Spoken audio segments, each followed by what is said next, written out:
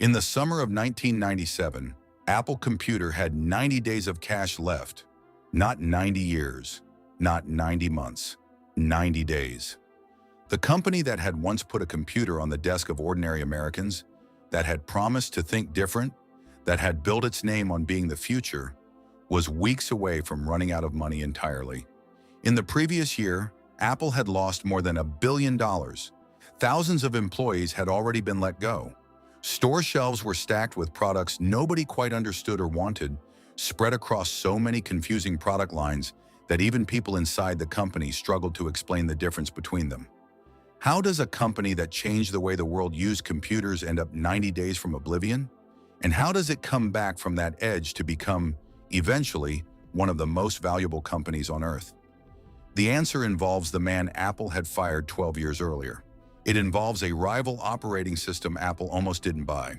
And it involves an announcement so awkward that the audience booed the man who saved the company, live on a giant screen in front of thousands of people. It is a story with almost no villains, just a series of decisions, each one reasonable in isolation, that combined to nearly destroy one of the most famous companies in the world.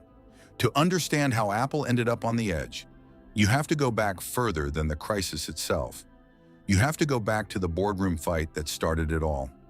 In 1985, Steve Jobs was pushed out of the company he had co-founded less than a decade earlier.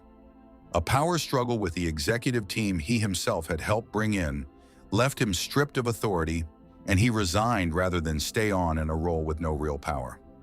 Jobs didn't disappear. He started something new almost immediately. In October of 1985, using $7 million of his own money, he founded a company called Next, aiming to build a new kind of computer for higher education and scientific research.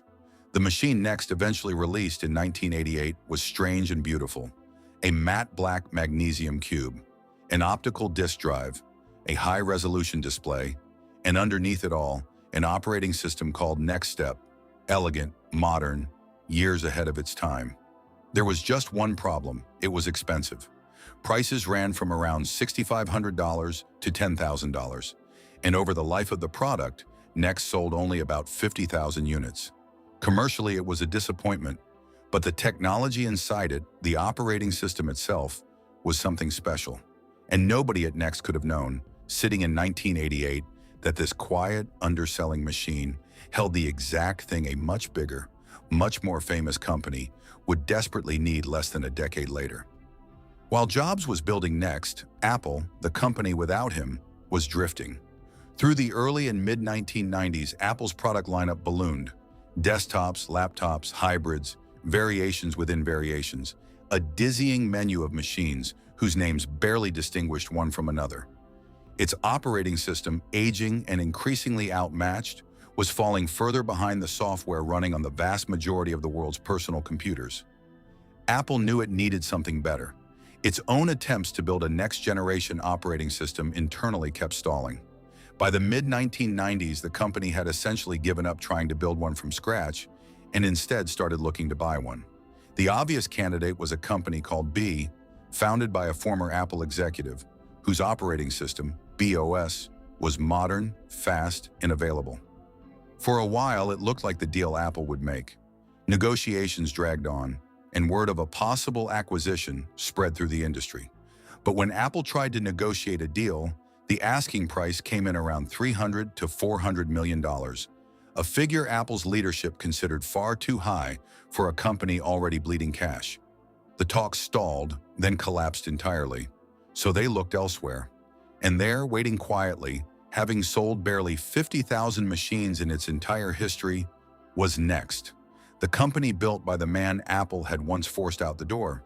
It is worth pausing on how strange this moment was. Apple, hemorrhaging money, was shopping for someone else's operating system to save itself, and the leading alternative it walked away from over price would eventually lead it back to the founder it had exiled 12 years earlier. In December of 1996, Apple announced it would acquire Next, bringing Next Step and its underlying technology into Apple's future. And along with the deal came something else: Steve Jobs walking back through the doors of the company that had once cast him aside, initially in an advisory role. it would not stay an advisory role for long. By the summer of 1997, Apple's situation had become dire enough that its board removed the sitting CEO, and Jobs stepped in as interim CH,